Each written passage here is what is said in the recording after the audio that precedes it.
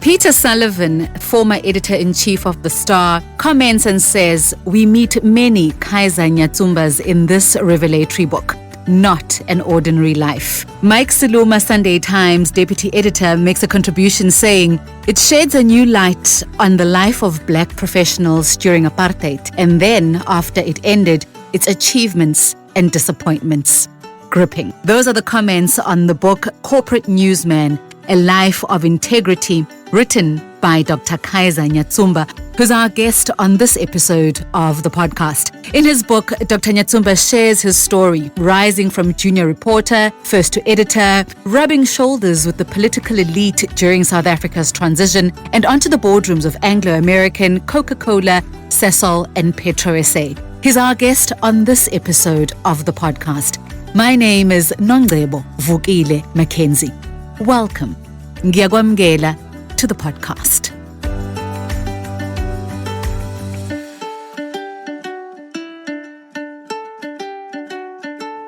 Our guest on this episode of the podcast is Dr. Kaizer Nyatsumba, author of the book Corporate Newsman. We meet him as the author of the book, but of course he's got a very rich and colourful history as a journalist and much more in South Africa. Dr. Nyatsumba, welcome to the podcast. Thank you very much, ma'am. I appreciate it. Dr. Nyatsumba, what really first caught me in your book is in the prologue at Death's Door, where you narrate your 3 near-death experiences. And the one that really caught me was the one when you were a young boy, where your mother then, when you woke up after what had seemed like a fever, and then she said, "Bebek twebulile." And I read that, and what caught me is the transparency just in those first few pages in the book, because that's something that very few people talk about, those kinds of experiences, the experience of that spiritual realm or spiritual experience, albeit a negative one. It's something that people rarely talk about. Yes, ma'am. It was for me something very real, something that has lived with me, because had it not been for the presence on the day of my uncle, I would not be here. Mm-hmm. That had happened. Uktwechula had happened. We had gone fishing as a family, and it rained very heavily. And I started having a fever, and I was not there for 3 days. Mm-hmm. I was physically there, but I was as good as dead as far as my parents were concerned. And they kept calling out my name. I couldn't respond. Then my uncle came and performed some ritual mm-hmm. that resulted in me beginning to hear them from a distance and eventually becoming my full self. And I was told a few days later that is what had happened. It was a very scary moment, mm-hmm. and to this day, it is very vivid in my memory. And I felt it was important to begin the book by indicating these 3 occasions when I came very close to death. And the reason I did that is to indicate my belief that there's a reason, in my view, why God spared me through those moments to be around today. And it's interesting that they happened while you were so young, though. Indeed, ma'am. In the context of the fact that my parents had lost 2 children at infancy, I was no longer an infant, but I was still young. Mm-hmm. And so this happens when they've already lost 2 children before my elder sister and myself. And so you could imagine the degree of concern and the fear among my parents. So we fast forward to, I referred to a previous interview that we did with another author, and he spoke of what he calls moments of grace, where things happen that change the entire trajectory of your life. Whether you prayed for them, whether they're unexpected occurrences, or whatever the case might be, but they do arise in your life. And reading the book, yes, books tend to be written sort of like in a linear way, but obviously life does not happen that way. But they chart one's life in what seems to be a linear way when books are written. And from what I could read in the book, one of your moments of grace was obviously, from UniZulu, Ongoye, where you studied, the friendships that you made there, and then the move to Georgetown University in the United States. Yes, ma'am. I would say the biggest moment of grace, to use that phrase, for me would have been the moment when the Department of Education in what was then Gangwane took interest in me, when I excelled in a psychological test and set a record, because had it not been for that, I would not have ended up at Langezwa High and at the University of Zululand. That changed my life. But coming to the experience you're talking about, I was at the library at the University of Zululand, and I saw an advertisement in the Natal Mercury, as it was called at the time, indicating the opportunity for students to study abroad. I applied, I got the scholarship. That was a very transformative experience in my life. Suddenly, I found myself in the capital of the United States, and some would say the world capital, and in a university that was radically different from anything I could possibly have imagined. We were just an all-black student body at the University of Zululand, and I was one of a few black students at this all-white Catholic, the oldest Catholic university in the U.S. That considerably contributed to the person that I went on to become. And I found it interesting and serendipitous that at Georgetown University, you happened to be seated at the same table as the elders, Begi, and the elder Tambo. And then, fast forward, you become the first Black political reporter at the Star at such key moments in our history. I found it so striking, and I found it looking and reading about your journalism career and your career in political reporting, that when you look back and you look at that moment, sitting with those men at that table at that university, and, do you ever look at it retrospectively and think, Yeah, God works in very miraculous ways. It was indeed very serendipitous. I did not sitting at the table with Oliver Tambo, shaking his hand and talking to him, and him telling me his other name was Kaizer, and talking to Oliver to Thabo Mbeki, think that I'd ever get to interact with them ever. Let alone in a democratic, in a country that was leading to a democracy when there was a transition. I was there when Oliver Tambo returned home. I was at the airport with my brother when he returned home to a hero's welcome. I got to know Thabo Mbeki well. I interviewed him many times before and post 1994. So indeed, it was as if I was being prepared for something. But at the time when it happened, I did not think that I would have anything to do with these men in my life, and that I would get to interact with them in a different era and in a different context. Because also when you went to University of Zululand, you had initially registered for a Bachelor of Science degree, and you then decided, as first-year students often do, you then decided to change completely, and you registered for a Bachelor of Arts. I'm curious as to what led to the change. I have always been very interested in literature. I read very voraciously, and I have always written and acted in and produced and directed plays at secondary school and at high school. And one of my high school teachers, and I refer to him because of the advice he gave me when I finished high school. He was at the book launch, and Mr. T.P. Bokako taught me physical science at Langezwa High School. It was he who transferred us to Durban, to Ohlange, with the drama troupe that I led, and to Banongoma, to act at Mluleki High.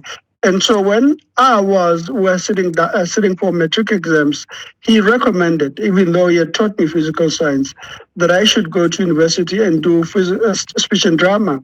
I did not want to do that because I wanted to become a medical doctor.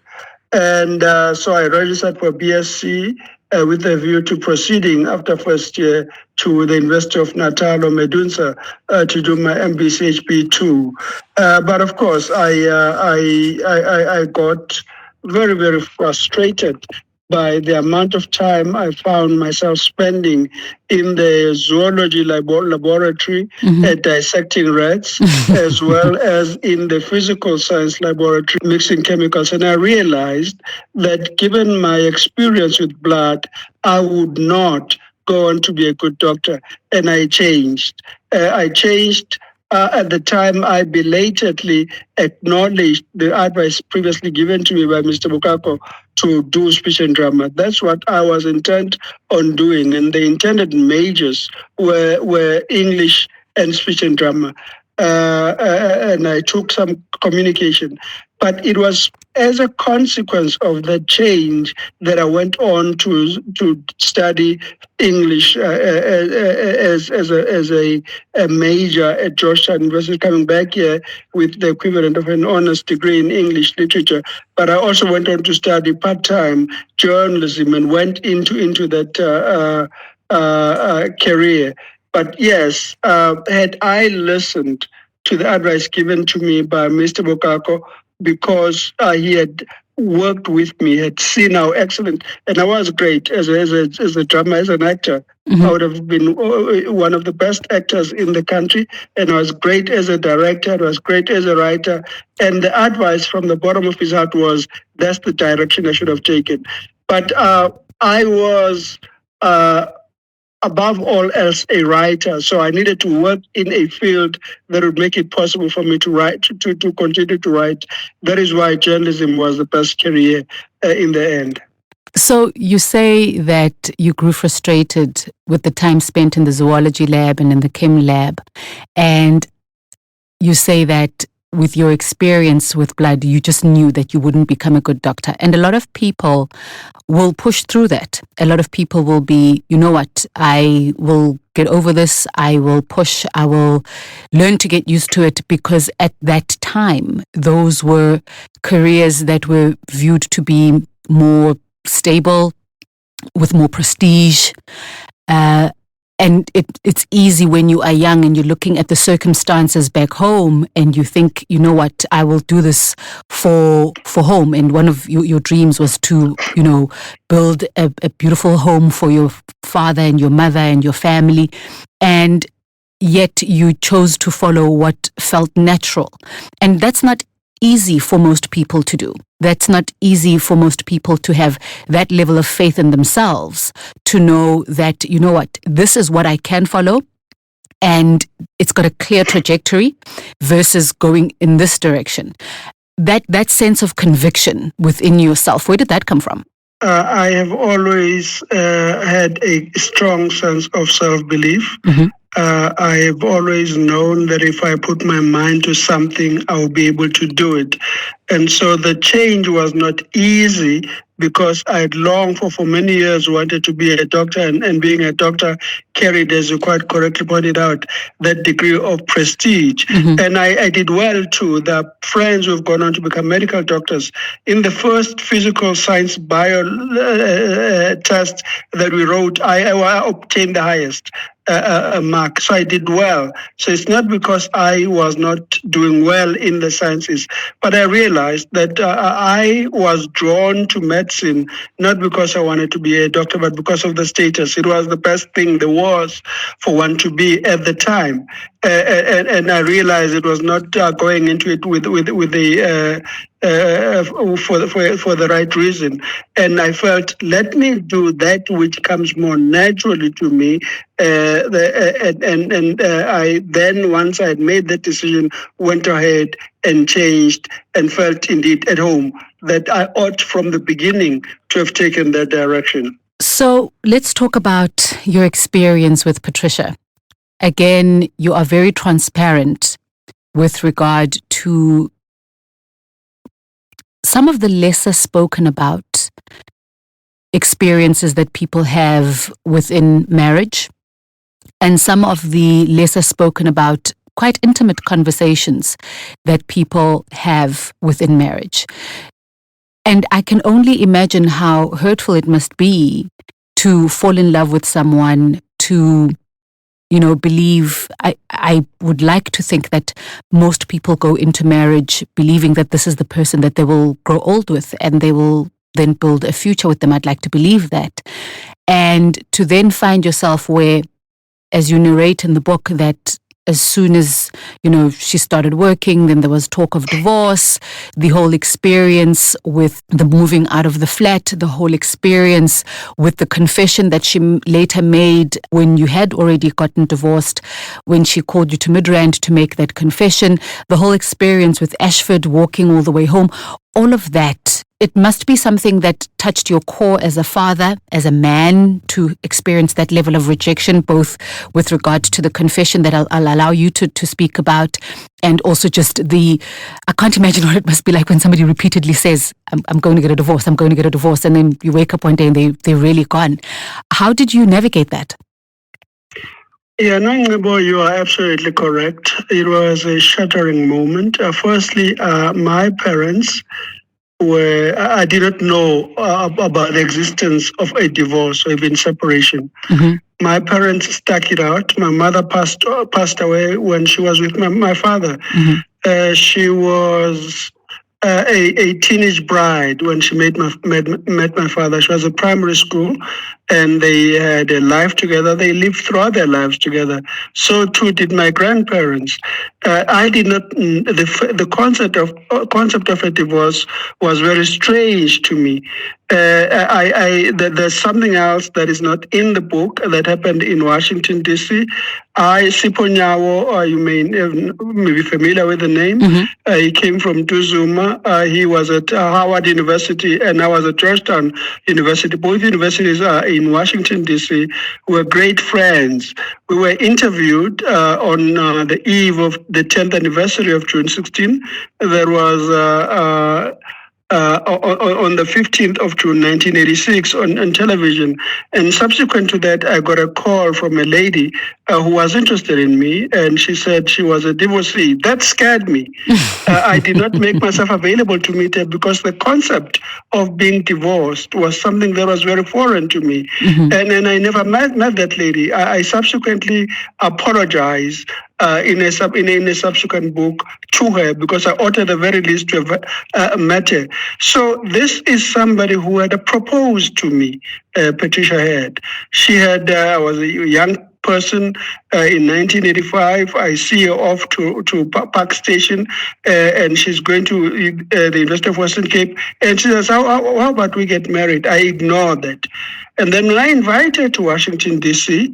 To visit me, and again she raised that idea, and I respond to it. So I was not at the time of the view that I wanted to get married. I did not plan to get married at the time.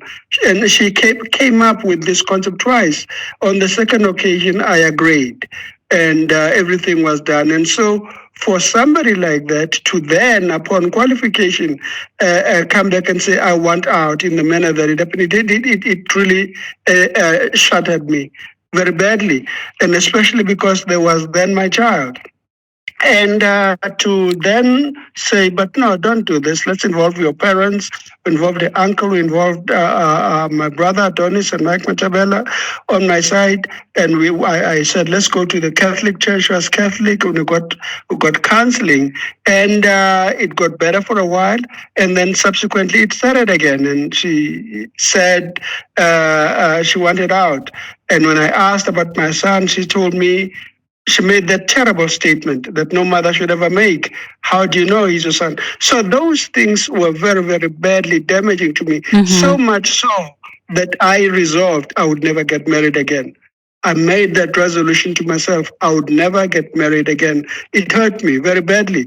And the manner of the departure with everything taken as is described in the book was very painful, very, very painful. And I started from scratch with everything. I got married because I met somebody that I felt from the moment I met this person, I want to marry. As soon as I got to know her, I felt I would get married. But it was not because I had planned it. As a consequence of the pain, I resolved I would never get married again.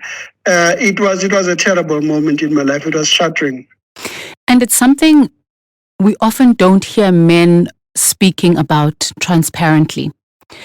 Very few men will speak openly about that level of rejection. Very few men will speak openly about the manner that it was executed. I mean, from what I read in the book, regardless of whether that happens to a man or a woman, it's an awful, awful experience to have people come into your home, into your treasured space, your space of peace and tranquility, and tell you that they are taking everything and that they're leaving, especially when it's somebody that you plan to build a life with, and then they bring their family or their support system to help them with that. And very few men will open up about that. And obviously, the fact that you've written about it in the book is a very vulnerable representation of yourself, if I can put it that way. But it would also then give the impression that it's something that you have spoken about and that you are open about. And how does a man get to that point where something so deeply hurtful, and as you say, the statements that were made, and then they're reinforced with, a person not coming home and a person, the child being knocked by the car and all of that. It's such repeated micro brutalities, if I can put it that way, that when you look at them in totality, I cannot even begin to imagine what state that leaves you in. But I also can't imagine how you get to a point where you can be so vulnerable with it and share about it and speak about it. How do you do that? Nongcebo, when I decide to write an autobiography, I believe I owe it to myself and to those who will read it to be vulnerable. I don't hold back. I say in the prologue that everything in the book is truthful. There's no element. I write fiction, I write poetry, but there's no element of fiction or anything that is untruthful in that book. And so I believe that if you're going to sit down and write about your life, write about it warts and all. Don't hold back certain things. So that's what I've done.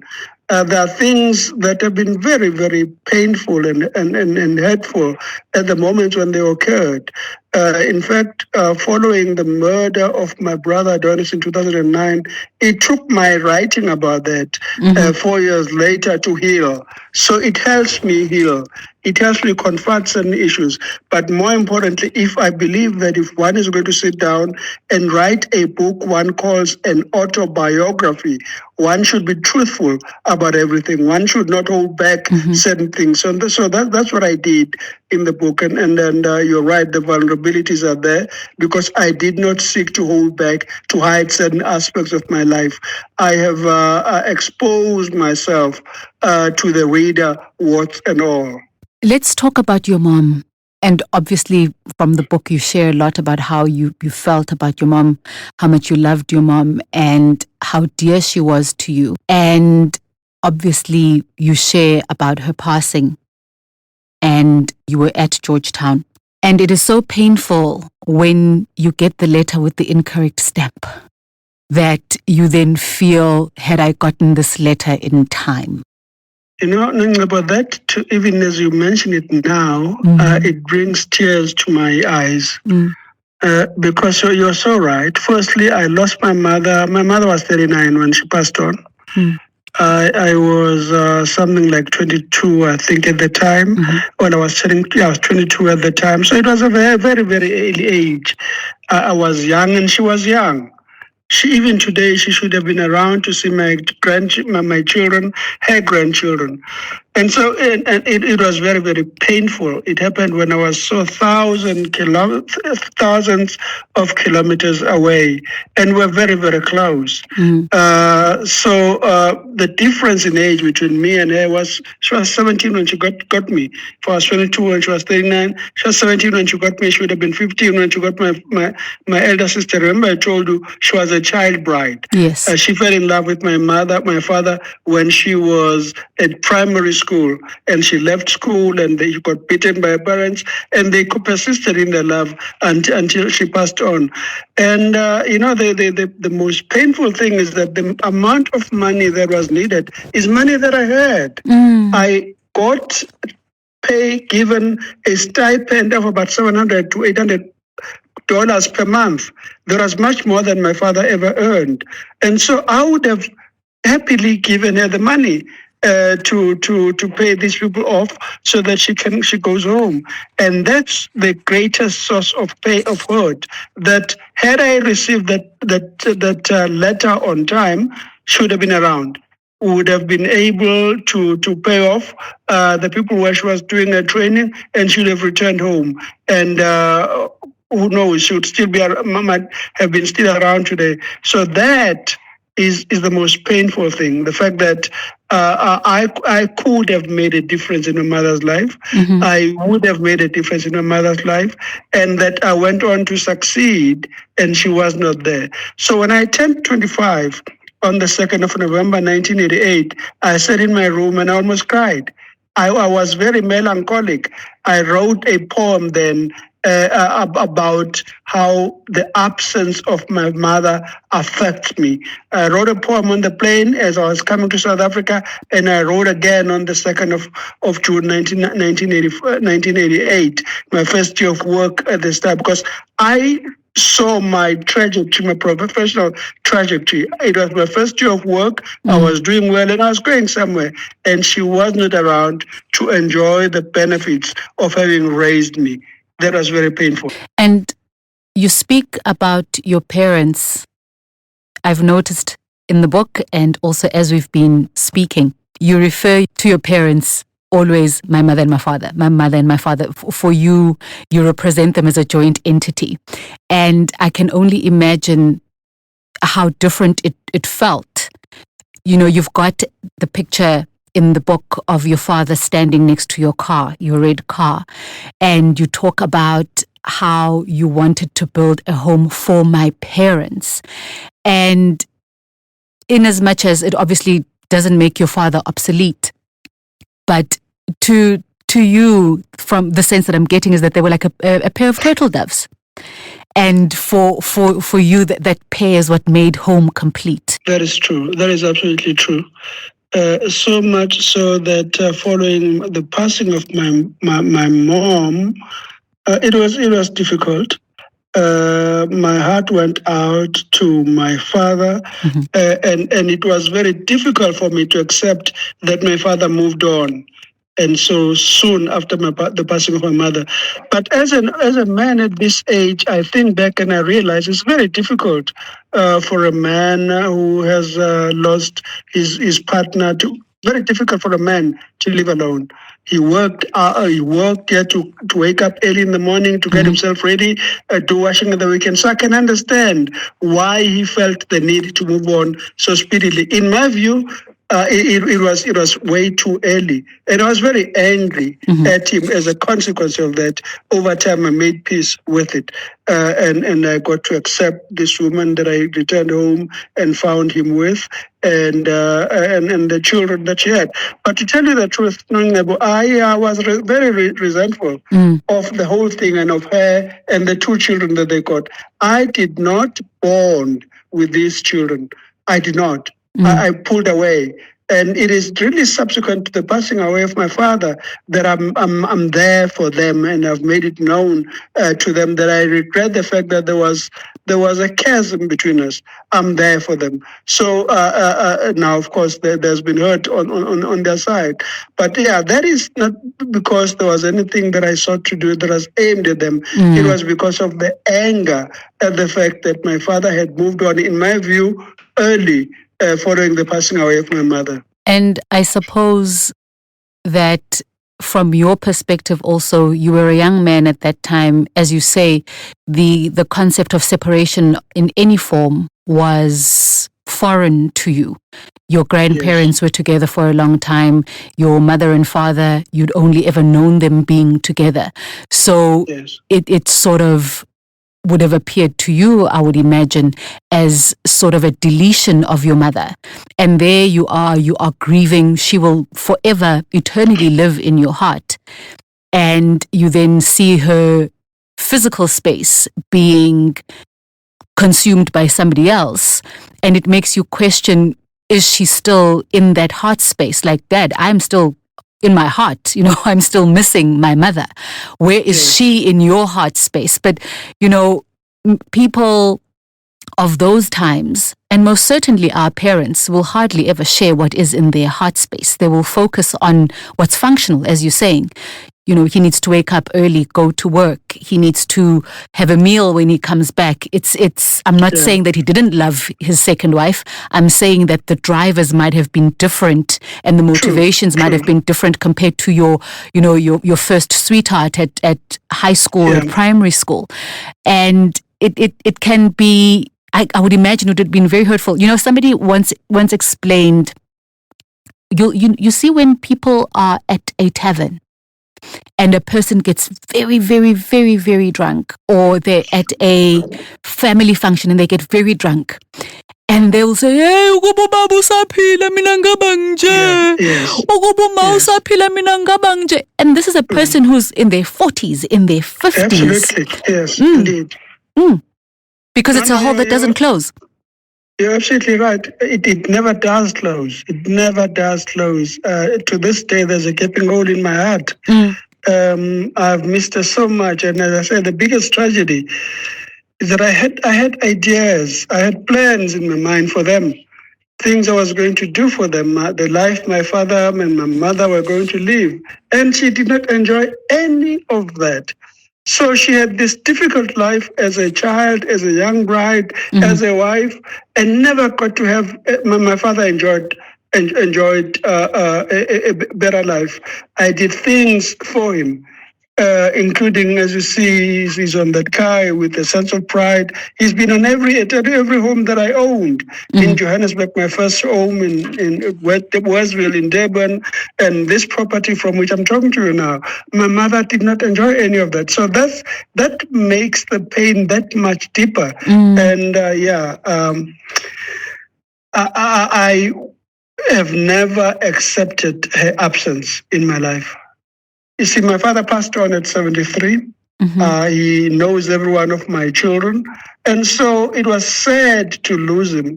But at the same time, I was grateful that he had had the kind of life that he had had, that we were there for him, that he had enjoyed having a child who had succeeded in his life. My mother did not enjoy any of that. So that is the biggest sadness, the biggest source of sadness in my life. How does one overcome that? Because, again, you are so vulnerable with your experiences and your emotions. And a lot of men don't talk about that. A lot of men won't talk about the pain that they feel and not recovering, legitimately so. I don't know how it is even conceivable that a person could recover from the pain of losing a parent. I fully understand how extremely difficult it would be to recover from that. But a lot of men don't talk about that. A lot of people don't mention that. It's these things that are discussed at women's high teas and, women's sessions, and, they talk about it and all of that.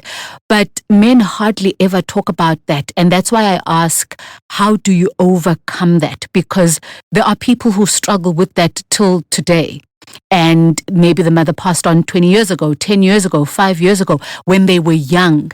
It's so painful to hear a grown man talk about maybe their mother who passed on when they were 11, or maybe passed on when they were in high school, and you can hear the longing and the pain in their voice. How do you, I don't want to say heal, Dr. Nyatsumba, how do you overcome, how do you continue despite that pain? I don't heal.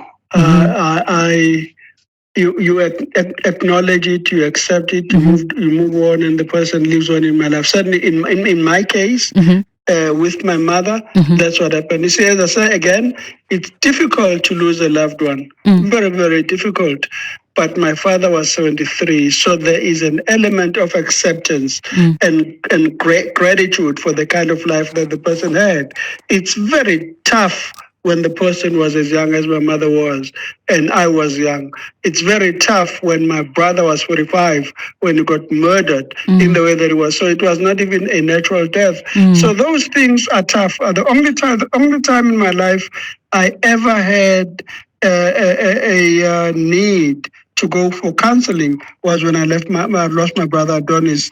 Given the violent nature of the loss, the everything that happened around that.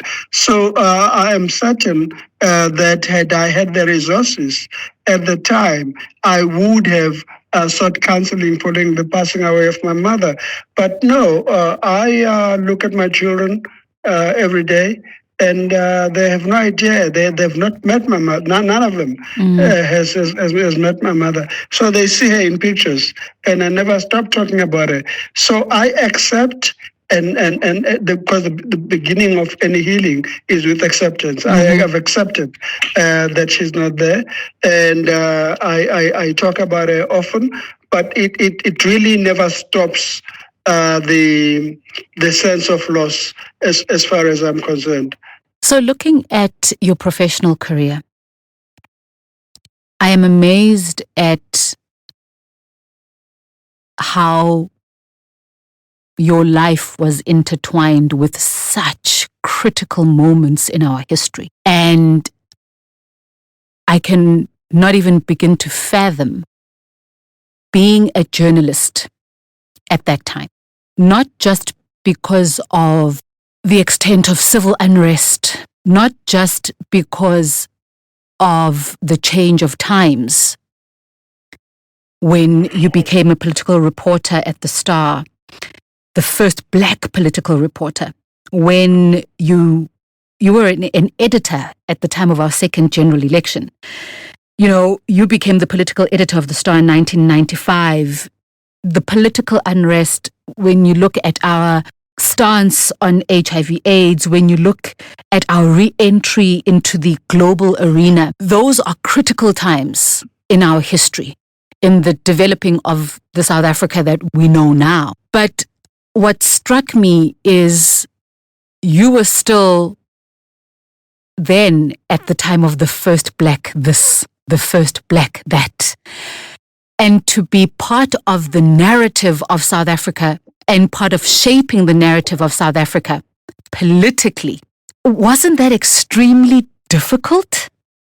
I happen to have been very fortunate in my life to have been at the right time, at the right moment, to have had opportunities granted to me to do things, and I acknowledge I excelled. I've always given my all to whatever it is that I do, and I've excelled. I've also been fortunate to have bosses who recognized the hard work in me, the sense of excellence, and rewarded it handsomely. So it became possible for one to make the strides professionally that one made and to achieve all these things because one, I worked very hard, and there were people who did not deny me opportunities. Mm-hmm. They recognized that and they rewarded that hard work and that sense of excellence. But at the time, when you live during historic moments, you don't recognize you living through an historic moment. I wish now that I had made notes as I went along and had written a book about this. Because I said to Pax Mankahlana in 1994, Phumelele Mankahlana was spokesperson of the Youth League, was very close to Peter Mokaba, and he went on to work with Joel Chitenzi in the presidency.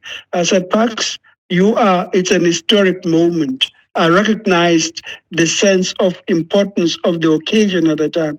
I said, if I were you, I would write down everything that happens and write a book at the end of that. Sadly, of course, we know Pax did not live long, but even I ought to have done that. The books about the era that have been written by foreign white journalists. Your John Carlin, on whose book a movement about Mandela has been made, and others, and Patty Wildmeyer, I think, from the US.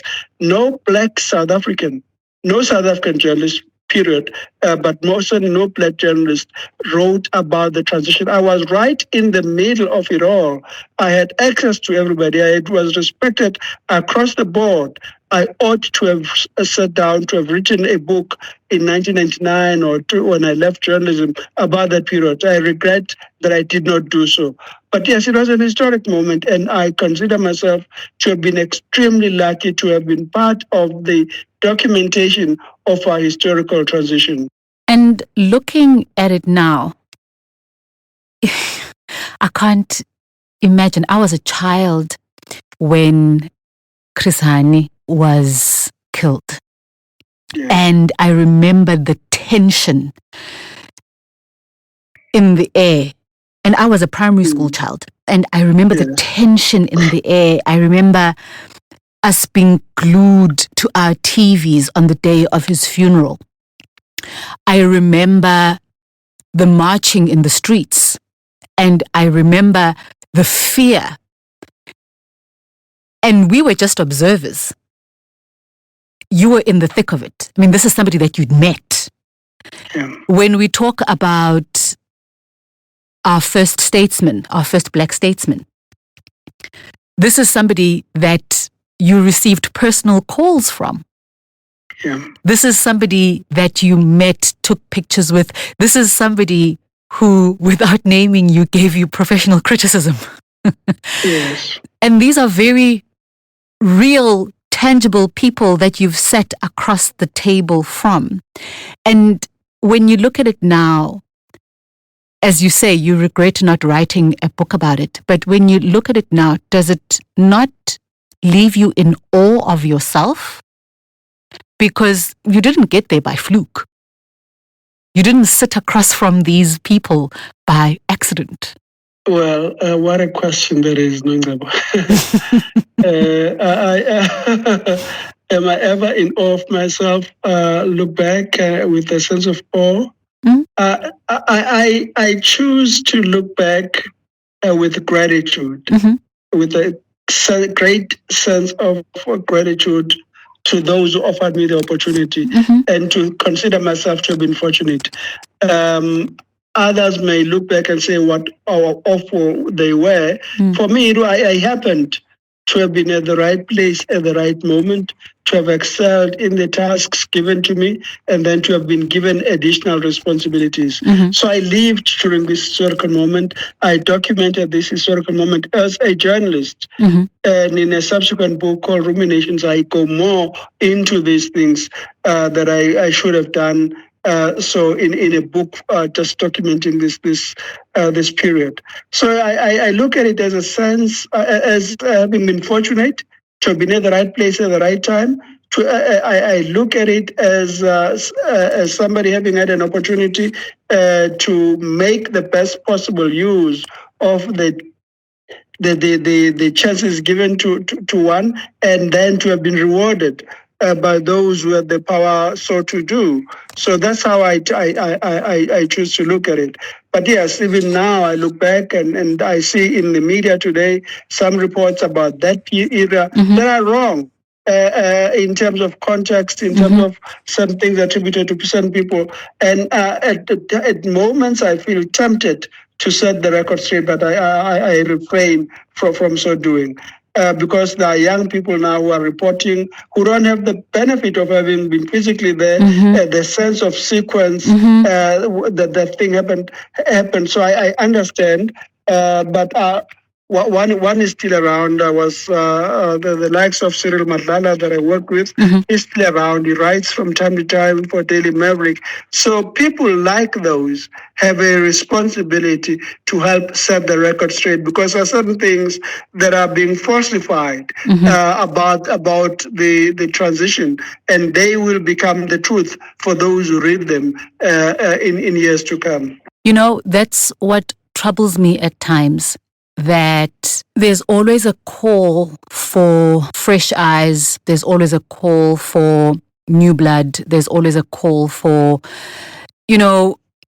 young people coming into various spaces, and that's very important. However, on the other side is what within an organizational setting would be called institutional memory. Yes. That I wouldn't say gets lost, but it's no longer tactile, because the depth of research might not be there. The access to the likes of yourself might not be there. The documentation of certain perspectives might not be there. The reporting might be there, yes. But it's different to read a news report about Chris Hani's death and his funeral versus sitting with Dr. Kaizer Nyatsumba and having that conversation, because the perspective and the depth that you get there is completely different. And I wonder why it is that sort of, you know how oral history gets passed along?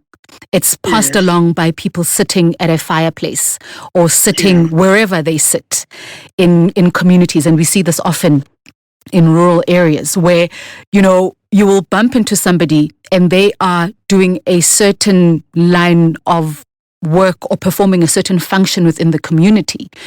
And when you say, oh, sawubona sibanibani, hayi, umfana, kamfana, kasibanibani. Sisebenza kakhulu nomkhulu wakhe, uwazi wonke umlando ngoba umkhulu wakhe wayizwana kabi nomkhulu wami njengoba esela kumina manje. And you're like, okay, this is not accidental. This is not also just about relationships. It's about if you grew up and your father was Induna, or rather your grandfather was Induna. You've heard the stories. You know essentially everything. So by the time you are then a clerk at the traditional council, you have in that 30-year-old brain 60 years worth of history. True. You've had the benefit of the institutional memory. Because it's been passed down to you, it's been shared with you. Yeah, you're right. And when you look at it now and you listen to the news with technology, with AI, with all these kinds of things, and you look at it and you think about how you used to gather news and how you used to package news and how you used to file your reports and all of that, and you look at with all the access to that, but without the institutional memory. Do you feel we're on a good trajectory in terms of how we represent stories, in terms of the stories that actually are made to matter, the narratives that are out there? No, Nongcebo, there's a tendency on the part of people of a certain age to be critical of those who come behind them. And so people tend to say, you know, in our days, this as though everything was hunky-dory during their days and they were the best that lived. I refrain from so doing. In 2014, I was asked to do exactly that in an article for the journalist. If you Google it, you'll find it. I was asked to critique journalism in 2014 by colleagues that who had established the publication and who were very critical about what was happening. And I referred there to Teddy Pendergrass' song, In My Time.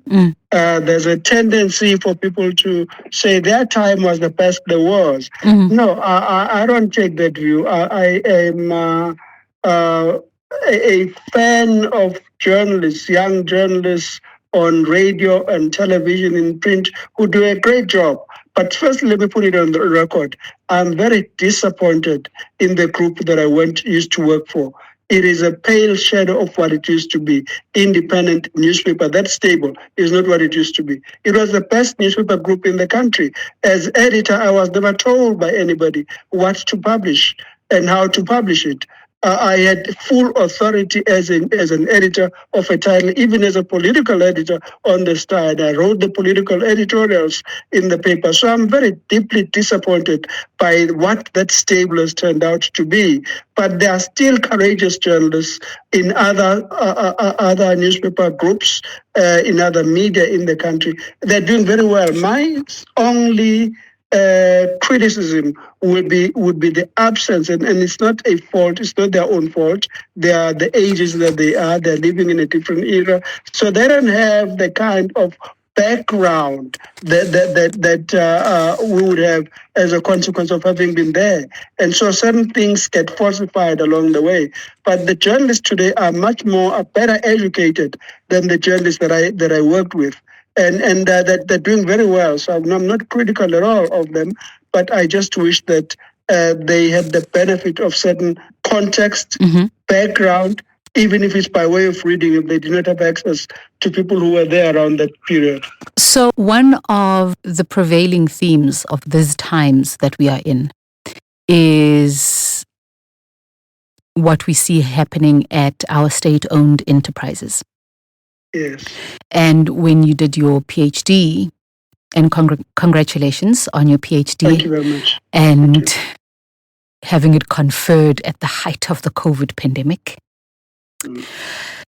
You turned your research into a book, successfully implementing turnaround strategies at state-owned companies, SAA, Kenya Airways, and Ethiopian Airlines as case studies. So you looked at the African context for state-owned enterprises.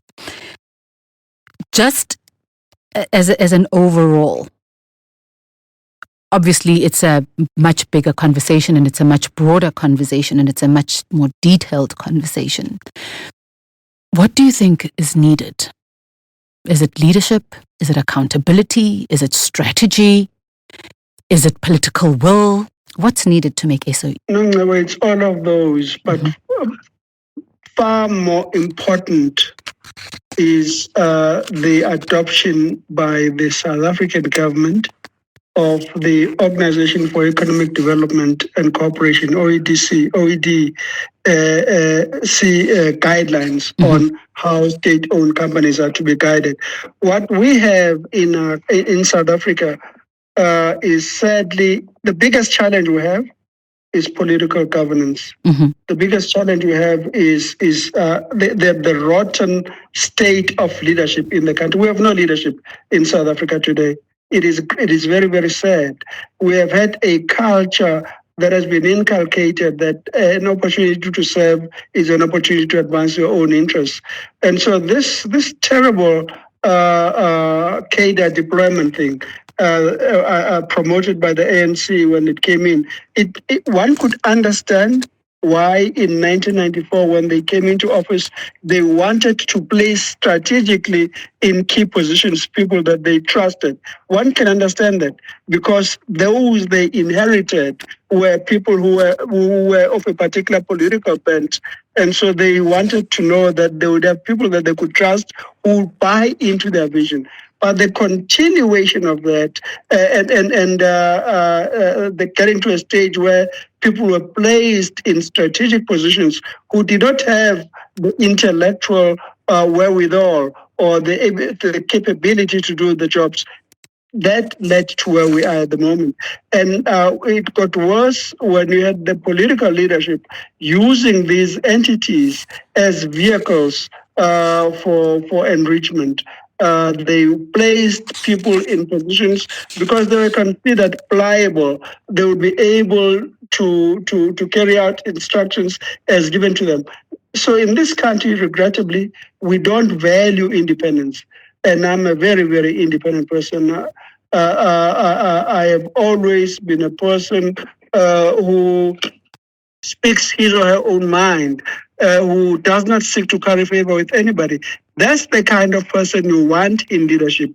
People who are not going to do things because somebody says this or that, but who are going to do things because they are the right things to do. People who are men and women of integrity. That's what we lack. And so that whole rotten culture permeates state-owned enterprises. It starts at the political leadership. And so you are not going to have the kind of leadership, the kind of strategic approach, the kind of ethical approach to things that is required to run state-owned enterprises appropriately because the political leadership is rotten. That is at the heart of what is happening. So you have state-owned, so being a state-owned entity is not something wrong. We have state-owned companies in China that are very, very profitable, some of which are listed on the New York Stock Exchange, that are doing very well. It's just your approach as a government to those state-owned enterprises. Do you consider them as entities to be milked for your own benefit, or are they there to serve a strategic purpose in the best interest of the country? That is fundamentally the challenge. You did say that you are a writer at heart. So I will read one of your pieces that are included in the appendix. We, in our quest for freedom, have produced more than our share of martyrs. We have written their names on placards, composed poetry and music in their honor, worn T-shirts with their pictures and their names, and regarded them highly as our fallen heroes. We need no more martyrs now. We need heroes who will live and challenge the enemy, yet give them no chance to destroy them. We need heroes who will prepare our people for the ineluctable repossession of our land and the responsibility that goes with it. For if we all become martyrs, who will lead the people when that inevitable time comes? The piece is No More Martyrs in the book Corporate Newsman, A Life of Integrity by Kaizer Nyatsumba. That's a powerful piece. You know, the interesting thing, thank you, I agree. I consider it as such even now, so I acknowledge the compliment and I take it on board. The interesting thing, Nongcebo, was that I wrote that poem as a 21 or 22-year-old. And I'll tell you what it was. Absolutely. I wrote that poem in Georgetown in 1986. I was convinced that it's a recent piece. No, I wrote that poem in 1985 or 86 at Georgetown University. And this is what had all happened. A friend of a fellow student at the University of Zululand, Congress Mluleki, who was in the South African Students' Organization, was among those who were murdered in Guatemala. And I would sit at Georgetown and read the Washington Post and watch television and see terrible things happening here. Young people dying and being celebrated, and people having their names written on placards, and they'll be celebrated as brave young brave lions and as martyrs. And that essentially was intended to encourage more young people to join so that they too would die. It was as if we were celebrating the death of young people. You struggle, you die, and as if the death was an end in and of itself. Mm-hmm. And I was worried about this. I felt it was very important to take a stand against the struggle. But can we do so in a manner that does not encourage the birth of more martyrs? Can we be more smart about it and ensure that we get young people to survive those times so that they would offer leadership that is ethical, that is transparent, that is what is needed in this country. So yes, I do agree that for me is a powerful poem to this day, but it was written when I was 21 or 22 in Washington, D.C. Goodness me. Sort of foretelling, I would say. Indeed. Very foretelling. As we end our discussion, Dr. Nyatsumba, I will read just a little portion of another piece that you wrote. Yesterday, I had a mother. Today, I am orphaned. Yesterday, a toddling boy with a rod to lean on. Now, a man forcibly thrown into this hazardous wilderness called life, where death lurks in daylight, to sweat, to toil, and to wail.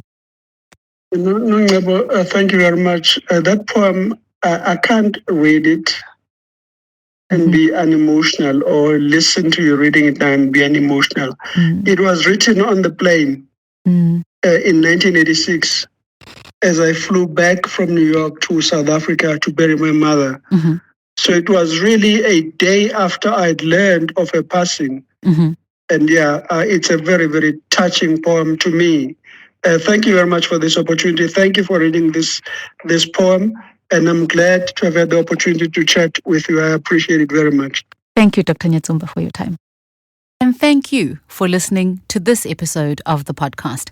Remember, you can like, rate, and share this podcast on the channel you're listening on.